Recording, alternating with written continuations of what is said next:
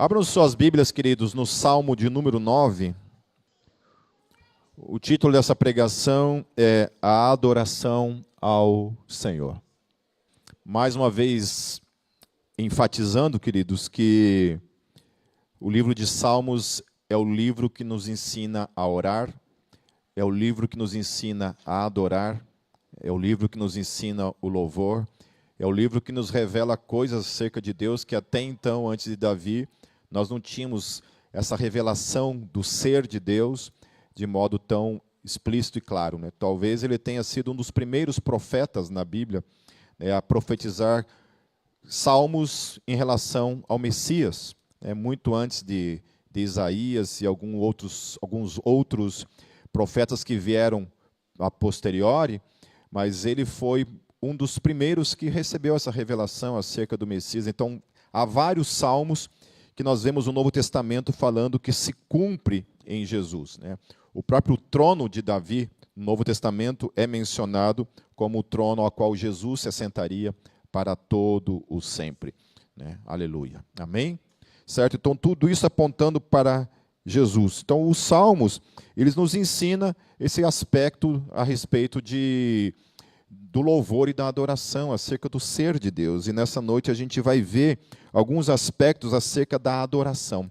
Por que nós adoramos a Deus? Então, lá no versículo 1, diz assim: Senhor, quero dar-te graças de todo o coração e falar de todas as tuas maravilhas. Então, essa palavra coração, que a Bíblia fala, é uma palavra que a gente entende coração de uma forma, né? Coração para nós é o que está aqui dentro, né? Aquilo que bate, que bombeia o sangue do nosso corpo, né? Mas no original hebraico, essa palavra ela significa o ser interior.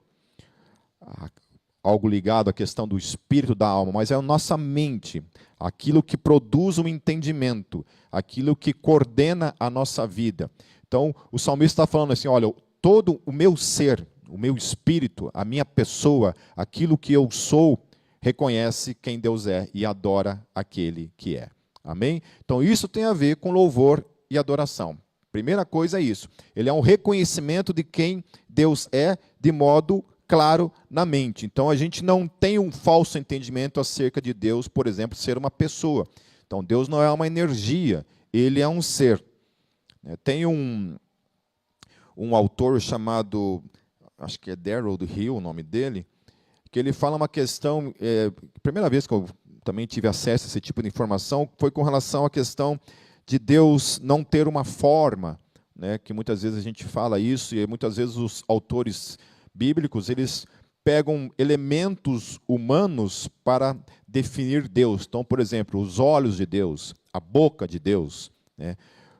Os profetas, quando tinham a visão de Deus, eles viam Deus com pés, com braços, assentado num trono, cabelos brancos, né? Então, essa era a visão que esses homens tinham acerca de Deus. E uma das coisas que o Darrell Hill ele fala uma coisa interessante. Ele fala que quando a gente vai tentar descrever o que é um espírito, a gente tem dificuldade de descrever o que é a essência chamada espírito. Porque o espírito, ainda que não seja uma coisa material, física, palpável, concreta, talvez, um espírito é algo. O espírito é algo. Então, Deus não pode ser classificado num tipo de definição de algo que não existe, por exemplo, de algo que não é. Porque muitas vezes, ao tentar falar que Deus não tem mãos, não tem pés, não tem boca, não tem olhos, não tem nada, a gente praticamente reduz Deus a algo, a nada. Entende? Então, o que ele fala é algo interessante, porque Deus é. E aquilo que os profetas enxergaram, eles definiram com algo, talvez, de aspectos humanos, mas era o que eles estavam vendo. Então, Deus é algo. Ele é um ser, cujos elementos nós não sabemos definir. Mas Deus é algo que existe no tempo e na história. Amém? Certo? Porque muitas vezes as pessoas vão definir Deus e definem Deus como algo que é nada, na verdade. Entende? Então, não tem problema. É uma das coisas que eu tenho descoberto nesses meus já 35 anos de caminhada na fé e como teólogo, é que a gente tem muita coisa que dentro da teologia as pessoas têm medo de definir acerca de Deus e que a Bíblia dá respaldo para que a gente o defina assim. Então não tem um problema, não é uma heresia. Até esse conceito de heresia é uma coisa muito complicada, né? Porque definir algo como herético, então algumas outras denominações vão nos definir como pessoas hereges, né? Esses dias teve uma situação em que uma pessoa ouviu um pastor falando de mim, né, e trouxe para mim essa... Nem sei se eu gosto quando trazem as coisas para mim, na verdade eu prefiro nem saber, né? Mas alguém ouviu supostamente uma pregação minha e falou assim, olha, cara, como é que a gente pode confiar nesse cara se esse cara prega esse tipo de coisa, entende? Então, assim, me definindo como uma pessoa herege, entende? Né? E aí... eu acho que esse cara perdeu a salvação quando ele fez esse tipo de coisa, né? Mas então, por mais que eu possa discordar dele, essa questão de herege é uma questão muito, né, relativa, né? Porque ele considera aquilo que eu creio como heresia, né? Então a gente costuma olhar para as outras definições teológicas e muitas vezes definir elas como heréticas, por exemplo. Então eu tomo muito cuidado para falar o que é herético, daquilo que não é herético. Eu prefiro me resumir a simplesmente falar, olha, eu não creio nisso, entendeu? Mas essa é a posição dele, então está tudo certo, né? Essa palavra heresia é uma palavra muito relativa, certo? Então nós temos a Bíblia, nós temos a palavra de Deus, nós temos o entendimento, mas volto a falar, queridos, mais uma vez deixar isso claro para todo mundo aqui como igreja. Amém? A minha interpretação da Bíblia não é a Bíblia. Ela não é a autoridade. A autoridade sobre as nossas vidas é a Bíblia Sagrada. Nunca a interpretação é a autoridade. Amém? Entenderam isso? Certo? Talvez a minha interpretação da Bíblia seja 100% verdadeira. E as demais erradas. Talvez isso seja verdade. Mas nunca a minha definição teológica é a Bíblia. Ela é a palavra de Deus. A palavra de Deus é a palavra de Deus, ela foi revelada para todos nós. O entendimento que nós temos não é necessariamente a Bíblia. Amém? Certo? Podemos nos apegar como verdade? Podemos. Porque muitas vezes as pessoas caem nesse erro, né?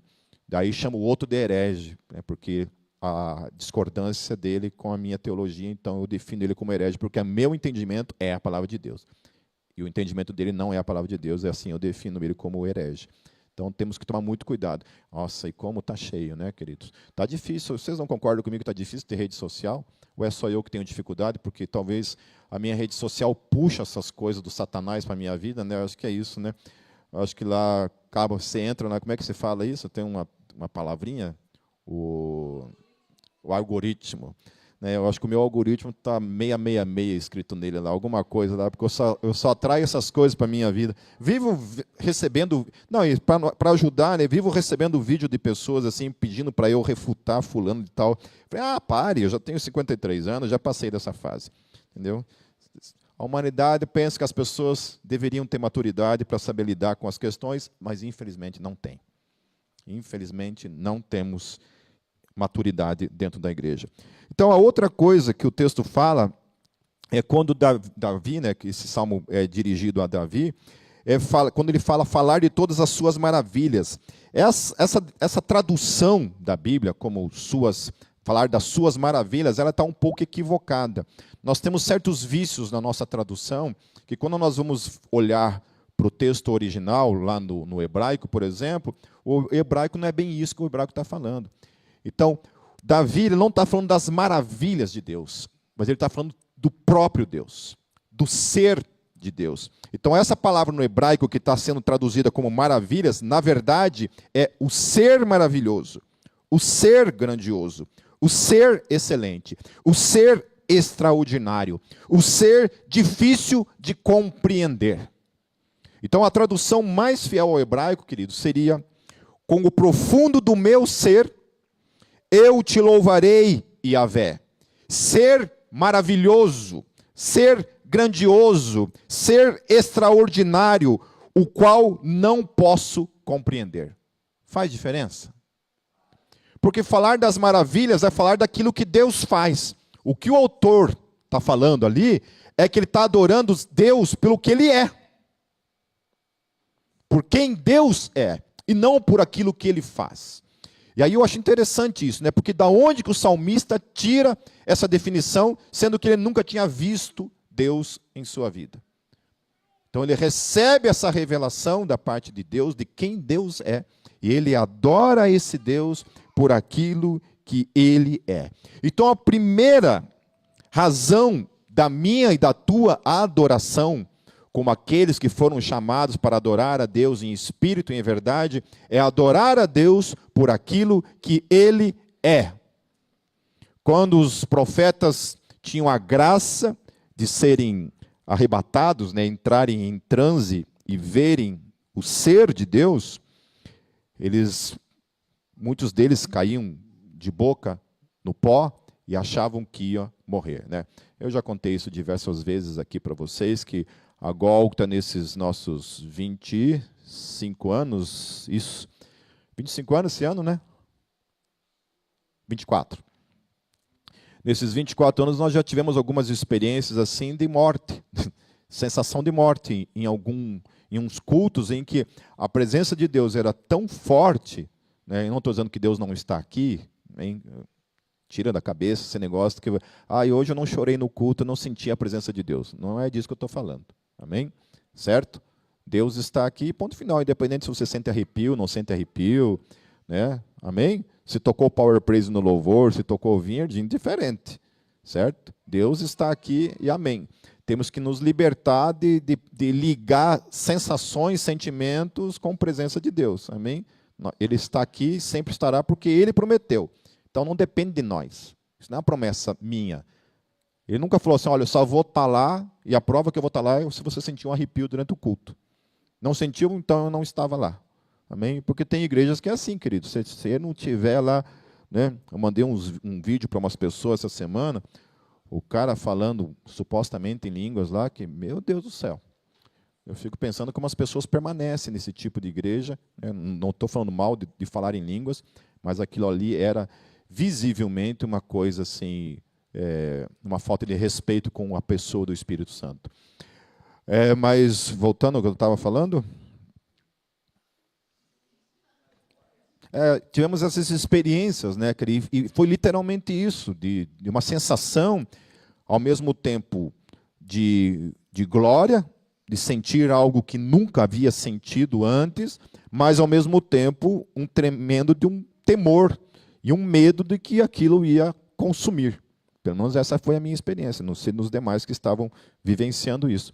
Mas essa sensação de que, caramba, de orar e falar para Deus, Deus, para, você vai me matar, de achar realmente que ia morrer por causa daquela manifestação. Então, essas pessoas, quando elas viam Deus, eles ficavam nesse êxtase, né, de ver algo tão surpreendente, tão maravilhoso do ser de Deus. Então, o ser de Deus nos remete, nos leva a essa contemplação, a essa adoração do seu ser. E isso é interessante porque Deus colocou dentro de cada um de nós, cada um, independente se você é crente, se você não é crente, Deus colocou em cada ser humano esse desejo por Ele, essa fome por Ele, esse desejo de um dia vê-lo, de um dia conhecê-lo, de caminhar com Ele. Isso é algo que todos nós carregamos. Eu, antes de me converter, até tem uma letra do Desertor que eu falo sobre isso, né, que andava caminhando nas ruas com fome de Deus e nem sabia.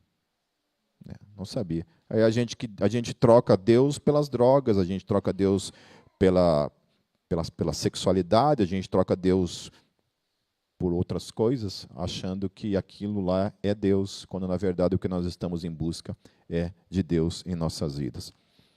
Amém, queridos? Então, a primeira razão da nossa adoração é por aquilo que Deus é. Então, não é por aquelas coisas que Ele nos dá, não é porque Ele faz isso, faz aquilo na nossa vida, mas a primeira razão é por quem Deus é. Nós amamos Ele porque Ele é quem Ele é. Amém? As nossas relações não é assim. Eu amo a minha esposa não pelas coisas que ela faz para mim, eu amo ela por aquilo que ela é. Amém? Não posso dizer o mesmo dela por mim, né? Provavelmente o amor dela aumenta e diminui de acordo com as coisas que eu faço, né, amorzinho? Se eu lavo uma louça, por exemplo. Mas nós amamos as pessoas por aquilo que elas são. Amém? E não por aquilo que elas nos dão. Se ama por aquilo que se dá, então isso não é amor, isso é outra coisa, né? Isso é interesse. Porque eu fico pensando, né, quantas pessoas que amam a Deus somente quando Deus dá as coisas. E não por aquilo que Ele é. Ama a Deus por medo de ir para o inferno. Ama a Deus por causa das bênçãos. Eu acho interessante, né, no Sermão da Montanha, quando Jesus está falando ali, aquela multidão, né, ele alimenta aquela multidão, e aí quando ele começa a tratar de discipulado, sobre seguir a Ele, o que as pessoas fazem? Vazam. Essas pessoas amavam a Jesus ou estavam atrás somente das suas bênçãos, somente dos seus milagres e da sua provisão? Nós amamos a Deus quando nós estamos passando por necessidade. Nós amamos a Deus quando nós estamos doentes. Nós amamos a Deus quando nós perdemos algo na nossa vida. Nós amamos a Deus mesmo assim, por aquilo que Ele é. Deveríamos continuar amando a Deus por tudo aquilo que Ele é, independente do que ganhamos ou deixamos de ganhar. A nossa razão porque amamos Ele e adoramos Ele é por aquilo que Deus é. Então, começar o dia adorando a Ele por aquilo que Ele é a melhor coisa que nós podemos fazer na nossa vida. Todos os dias acordar e adorá-lo por aquilo que Ele é. Amém? No versículo 2, queridos, em Ti alegrar-me e exultar. Em Ti quero alegrar-me e exultar e cantar louvores ao Teu nome, ó Altíssimo. Quando os meus inimigos contigo se defrontam, tropeçam e são destruídos, pois defendeste o meu direito e a minha causa. Em teu trono te assentaste, julgando com justiça. Repreendeste as nações e destruíste os ímpios para todo o sempre, apagaste o nome deles. O inimigo foi totalmente arrasado para sempre. Desarraigaste as suas cidades, já não há quem delas se lembre. O Senhor reina para sempre, estabeleceu o seu trono para julgar. Ele mesmo julga o mundo com justiça, governa os povos com retidão. E a outra razão pela qual nós adoramos a Deus, e aí a gente tem que tomar muito cuidado, porque muita gente deixa de adorar a Deus por causa de questões que acontecem na nossa vida. A segunda razão que nós adoramos a Deus é porque Deus é um Deus justo. Independente se acontecem injustiças na minha vida, eu continuo adorando a Ele pela sua justiça, porque Ele é justo. Amém? Então, quantas e quantas vezes a gente não é impelido a olhar para o governo de Deus, o reinado de Deus, e achar que Ele está sendo injusto comigo? Olhar, por exemplo, para a grama verde do vizinho e achar que a grama dele é mais verde que a minha, e eu achar, pô, Deus, eu também sou teu filho, por que eu não tenho essas coisas? Ou a gente não passa por isso? Sentir inveja daquilo que os outros têm e nós não temos? Hoje eu estava no Instagram ali, passou um vídeo de uma igreja que está em alta ali, aí mostrando a estrutura, né? Meu coraçãozinho na hora ali, né? Ô Jeová, por que você ama mais Ele do que eu? Porque isso às vezes me incomoda, de verdade. Às vezes ver certas estruturas, pessoas terem certas estruturas, e a gente sempre penando durante tantos anos com algumas coisas, né? E longe de reclamar, queridos, que Deus sempre, de alguma forma, foi fiel e justo em todas as coisas. Temos que simplesmente abraçar e sermos gratos por tudo aquilo que Ele nos deu até hoje. Amém? Independente. Temos que ser gratos e nunca duvidar de que Ele é um Deus justo para com nós. Justo, inclusive, sobre as injustiças que nós sofremos. Ele é justo. Ele traz o seu juízo sobre todo o mal que vem sobre nós, no seu tempo e no seu momento. Talvez não no meu tempo e no meu momento, mas Ele traz a sua justiça sobre aqueles que maquinam o mal contra a sua igreja, contra as nossas vidas. Nós estamos passando por um momento turbulento em relação à Síria, aos nossos irmãos na Síria que têm sido mortos todos os dias.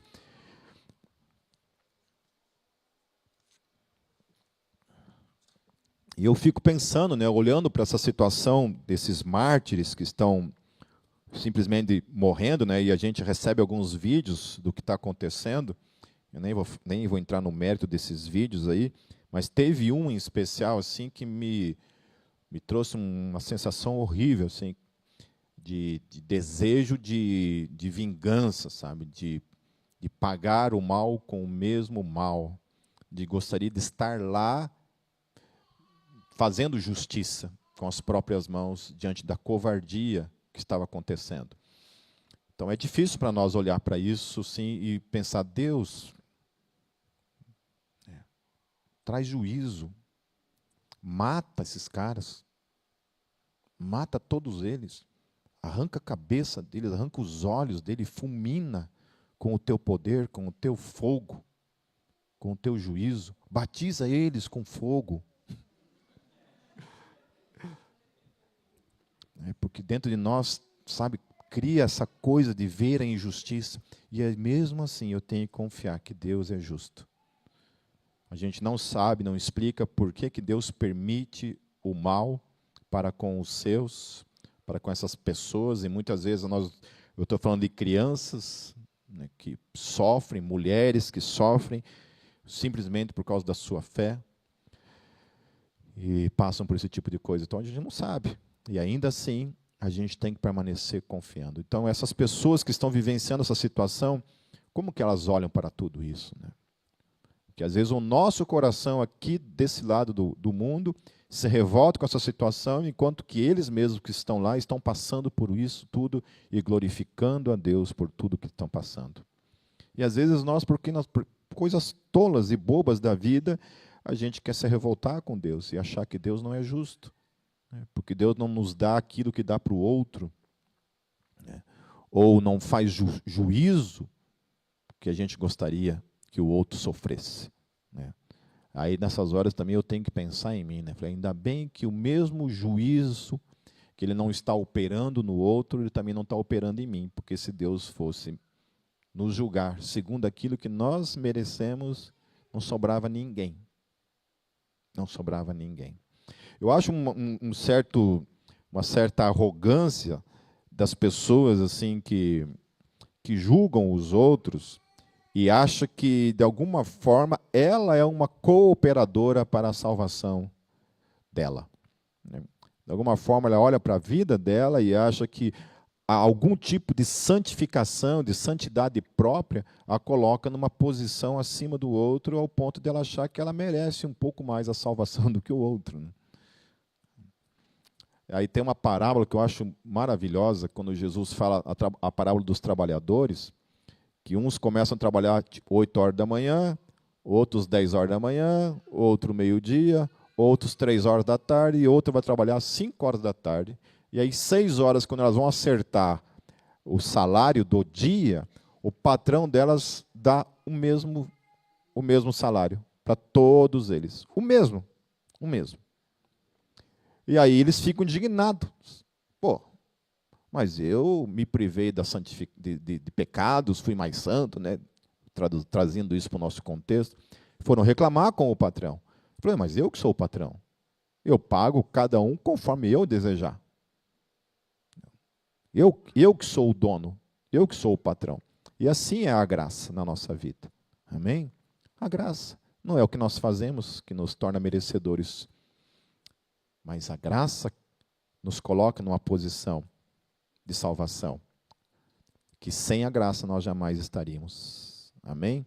Então eu não entendo essas pessoas. Eu acho que elas nunca entenderam a graça de Deus. Nunca compreenderam. Então o que me constrange no meu dia a dia é justamente isso. É olhar para esses caras fazendo esse mal e saber que sobre mim também poderia vir o mesmo juízo. Mas isso eu vou falar mais depois. Versículo 9, o Senhor é refúgio para os oprimidos, uma torre segura na hora da adversidade. Os que conhecem o teu nome confiam em ti, pois tu, Senhor, jamais abandona os que te buscam. Olha que coisa linda. Então a terceira razão da adoração é porque ele jamais abandona os seus. Aleluia. Quantas vezes você se sentiu abandonado por Deus? Que Deus, de alguma forma, não está cumprido com a parte dele quando ele prometeu que sempre estaria com você. Quem já se sentiu abandonado por Deus? Eu não tenho vergonha, eu já me senti. Sentimento eu já tive várias vezes. A sensação de entrar, essa sensação de abandono, entrar em conflito com a revelação da palavra. E aí eu tenho que confrontar os meus sentimentos com a verdade da palavra, que é uma coisa que nós crentes precisamos aprender. Muito. A não ser levados pelos sentimentos e deixar a palavra de Deus sobrepor as nossas sensações, os nossos sentimentos. Por exemplo, eu não sinto mais a presença de Deus. Né? Eu estou frio espiritualmente. Né? Eu estava conversando com o Brunello, né, agora um pouco antes do culto, né, essas questões, e muitas vezes nós vivenciamos como igreja, né, se eu me desanimo com isso. Falei, cara, desanimar eu acho que é uma palavra um pouco que não cabe na minha vida, porque eu tenho um foco na minha vida. Eu sou focado na minha vida. O meu foco é servir o meu Deus. E seja o que for que eu tenha que passar, eu nunca perco o meu foco. Que se a Gólgota um dia, porventura, sei lá, por alguma razão, Deus resolver que o fim dela, né, e cada um aí ir para as outras igrejas, né, Deus é amor, Brasil para Cristo, né, Congregação Cristã do Brasil, né, se vocês quiserem ir para essas igrejas, né, amém, eu vou continuar servindo a Deus na bola de neve, né, qualquer igreja, amém, aonde Deus me encaminhar, eu vou lá servir e pronto, amém, então é isso. Eu não posso desanimar de servir o meu Deus. Mas você se decepciona com pessoas, né? Bom, eu já falei isso diversas vezes, né? Aquilo que o pastor Edson sempre fala para a gente, né? Que aquele que se decepciona com pessoas, pecou duas vezes, né? Primeiro, porque esperou algo das pessoas, e segundo, porque se decepcionou com pessoas. Então é isso. Eu não espero nada das pessoas, né? Não espero nada. Assim como também não espero nada de mim. Amém? Que se lasque. Amém? Nós somos uma igreja, queridos. Um corpo. Pessoas que estão aqui para servir uns aos outros e que irão falhar, irão pisar na bola, irão errar, mas iremos acertar, né? Temos que parar com essa mania de ver sempre o copo vazio, né? Essa igreja é uma bênção, amém, queridos? Essa igreja é uma bênção. Nós temos ministérios maravilhosos, um ministério infantil funcionando de modo maravilhoso, nós temos nossos diáconos trabalhando de modo maravilhoso, temos o ministério de louvor também trabalhando de modo maravilhoso, temos o pessoal da intercessão, temos os presbíteros, temos os pastores, temos o pessoal do som e da transmissão também trabalhando, fazendo todo o esforço para transmitir isso daqui, para fazer com que isso aqui aconteça, o pessoal do som, né, tentando deixar o som cada vez mais agradável, né, e tudo mais. Então, há um esforço de todo mundo. Quem mais que eu estou esquecendo aí? Pessoal dos eventos, que procura fazer os eventos sempre também, né? O que mais? Quem? Os adolescentes e jovens também, com o Lucas. O pessoal da Cross, né? Lá a Casa da Recuperação também, trabalhando. Né? Muitas pessoas para Cristo. O que mais? Esqueci, eu agradeço a mim mesmo também por isso. Falem, se eu estou esquecendo alguma coisa que não quer ninguém, esquecer de mim. Que sei lá, que falem, seu cálice para sempre. Amém? Então, assim, essa igreja é uma bênção, queridos, por tudo que nós temos recebido. Amém? Então, a razão pela qual nós agradecemos a Deus também é porque Deus sempre está com a gente, sempre, independente de eu sentir ou não sentir a sua presença, independente se eu sinto arrepio, não sinto arrepio, se eu estou no vale da sombra da morte, se eu estou nas montanhas, não importa, querido. A palavra nos promete, nos dá essa garantia, e o próprio Senhor Jesus fala, eu estarei convosco todos os dias até a consumação dos séculos. Então eu agradeço a Ele todos os dias, Senhor Jesus, obrigado, porque você vive em mim, todos os dias, de modo eterno, para todo sempre. Amém? Então, toda vez que Satanás tentar lançar a mentira sobre a tua mente de que Deus te abandonou, rejeite isso. Use a palavra de Deus contra isso. Assim como Jesus usou a palavra contra Satanás lá no deserto, use a palavra de Deus contra esse entendimento. Amém? Use. A palavra de Deus é a autoridade sobre as nossas vidas. É a autoridade sobre toda a mentira que Satanás lança na nossa mente. Em nome de Jesus. Amém? Certo? Então, até mesmo muitas vezes essas doenças que são trazidas de modo pragmático na nossa vida, de modo absoluto na nossa vida, até isso nós temos que nos voltar contra. Há questões que você continua tomando remédio, não estou dizendo que você tem que parar de tomar remédio nesse sentido, continue tomando remédio, amém? Mas ore, continue orando, continue tendo fé que Deus pode operar e Deus pode te libertar disso em nome de Jesus. Eu estou muito feliz pelo Christopher, né? Para quem não sabe, o Christopher ele tem a síndrome de Crohn, que praticamente é uma doença, né, autoimune e que não tem cura. Então ele já fez, acho que 2 ou 3 cirurgias e toda vez, né, o intestino ele inflama e tem que cortar um pedaço, né? E assim, várias pessoas que começaram, ele tinha acho que mais ou menos uns 18 anos quando ele foi diagnosticado. Então, várias das pessoas que começaram os tratamentos junto com ele já morreram há muito tempo, porque realmente é um tipo de câncer, né, que mata o cara cedo mesmo, né? E o Christopher já está com 40 e poucos anos, então já faz muitos anos que ele está com essa doença, e a doença está em remissão. Glórias a Deus, podemos aplaudir o Senhor Jesus por isso? Amém? Então, eu não sabia até quando nós teríamos o Christopher, mas pelo visto não vai ser por causa disso, amém? Então ele já não sente mais dor, não passa mais pelo que passava, graças a Deus, ainda está com os devidos cuidados, mas a doença estacionou e graças a Deus por isso, amém, queridos? Então Jesus sempre está presente. Então com certeza houve vários momentos, talvez, em que o Christopher questionou isso: Deus, por que o Senhor está me permitindo eu passar por isso? E de se sentir, talvez, abandonado por Deus. Amém? Continuando, queridos. Cantem louvores ao Senhor, que reina em Sião. Essa palavra Sião também pode ser utilizada para Jerusalém. Ok? Primeiro era chamada Sião, depois veio a ser chamado de Jerusalém. Que reina em Sião. Proclame entre as nações os seus feitos. Aquele que pede contas do sangue derramado não esquece. Ele não ignora o clamor dos oprimidos. Misericórdia, Senhor. Vê o sofrimento que me causam os que me odeiam. Salva-me das portas da morte, para que, junto às portas da cidade de Sião, eu cante louvores a ti e ali exulte a tua salvação. Caíram as nações na cova que abrigam. Os seus pés ficaram presos no laço que esconderam. O Senhor é conhecido pela justiça que executa. Os ímpios caem em suas próprias armadilhas. Voltem os ímpios ao pó, todas as nações que se esquecem de Deus. Mas os pobres nunca serão esquecidos, nem se frustrará a esperança dos necessitados. Levanta-te, Senhor. Não permitas que o mortal triunfe. Julgadas sejam as nações na tua presença. Infunde-lhes terror, Senhor. Saibam as nações que não passam de seres humanos.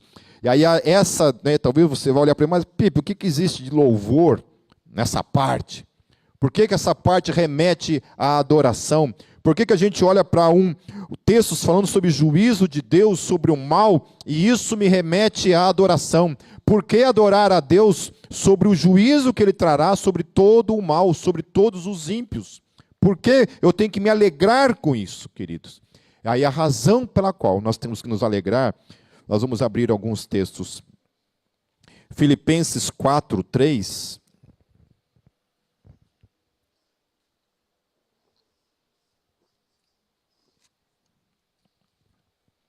Diz assim o apóstolo Paulo: sim, e peço a você, leal companheiro de julgo, que as ajude, pois lutaram ao meu lado na causa do Evangelho com Clemente e meus demais cooperadores.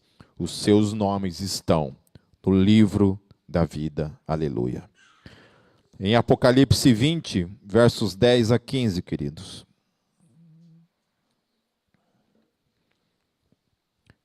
Diz assim: o diabo que as enganava foi lançado no lago de fogo, que arde com enxofre, onde já haviam sido lançadas a besta e o falso profeta. Eles serão atormentados dia e noite para todo o sempre. Depois vi um grande trono branco e aquele que nele estava sentado.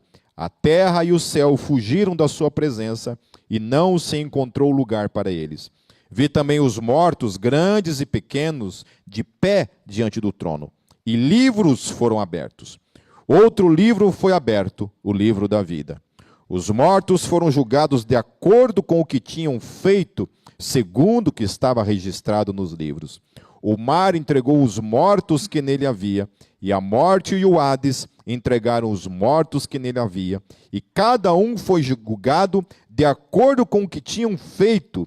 Então a morte e o Hades foram lançados no lago de fogo. O lago de fogo é a segunda morte. Se o nome de alguém não foi encontrado no livro da vida, este foi lançado no lago de fogo. Então, o autor, a revelação que João recebe da parte de Jesus no livro do Apocalipse, nós não podemos esquecer que o livro do Apocalipse é uma revelação da parte de Deus para o apóstolo. Deus, por meio de Jesus, está dando essa revelação acerca das coisas que viriam. Então é o próprio Deus quem está falando que isso vai acontecer. Isso aqui não é uma especulação de alguém, é o próprio Deus que está dizendo desse juízo. E Deus aqui está falando que livros serão abertos no dia do juízo. Livros. E tudo aquilo que cada um dos seres humanos fizeram será julgado segundo aquilo que está escrito em cada um desses livros. Então, todo o mal que o ímpio faz é escrito nesse livro. Olha, mentira, egoísmo, adultério, homicídio, roubo e tudo mais. Está lá. E aqui o texto fala que outros serão julgados não pelo que estão escritos nesses livros da vida, mas porque os seus nomes estão escritos aonde? No livro da vida. E ali não está falando de obras, simplesmente os nomes estão ali. Os outros são julgados pelas coisas que fizeram. Esses são julgados porque os seus nomes estão escritos no livro da vida. Daí em Apocalipse 17, 8, queridos, estou quase encerrando, João também tendo a visão, ele escreve: a besta que você viu era e já não é. Ela está para subir do abismo e caminha para a perdição. Os habitantes da terra, olha o que está escrito, cujos nomes não foram escritos no livro da vida desde a criação do mundo, ficarão admirados quando virem a besta, porque ela era, agora não é, e entretanto virá. Especialmente essa parte, cujos nomes não foram escritos no livro da vida desde a criação do mundo. Lá em Apocalipse 21, 27, é só mais 2 textos curtos, falando a respeito do céu, a respeito do mundo vindouro, do mundo por vir. Olha a revelação que Deus dá para João. Fala assim: nela, no céu, nela jamais entrará algo impuro, nem ninguém que pratique o que é vergonhoso ou enganoso, mas unicamente aqueles cujos nomes estão escritos no livro da vida do Cordeiro. Aleluia? Amém? Como que o meu e o teu nome foram escritos no livro da vida? Aonde que eles foram escritos? Você já tinha nascido? Você já tinha feito alguma coisa de bom ou de mal? Não, você não existia. Deus, antes da fundação do mundo, escreveu lá: Volmir de Bastos. Eu desconfio que está Pipe Bastos lá, mas tudo bem. Antes da fundação do mundo. Está escrito lá: o meu e o teu nome no livro da vida. E Paulo fala isso com convicção. Ele fala: esses caras que têm cooperado no Evangelho têm os seus nomes escritos no livro da vida. Amém? E olha que Jesus fala lá em Lucas 10, 20. Contudo, alegrem-se, não porque os espíritos se submetem a vocês, mas porque seus nomes estão escritos. Aonde? Nos céus. Aleluia. Então, a primeira razão pela qual nós adoramos a Deus é por aquilo que Ele é. A segunda razão é porque Deus é um Deus justo. A terceira razão é porque Ele jamais abandona os céus. E a quarta e última razão, porque esse texto remete todos nós a adorá-lo, é porque nós, cada um de nós, temos nossos nomes escritos no livro da vida, antes da fundação do mundo, e não passaremos por nenhum juízo, porque Jesus já sofreu todo o juízo naquela cruz, aleluia. Aplauda o Senhor Jesus por isso.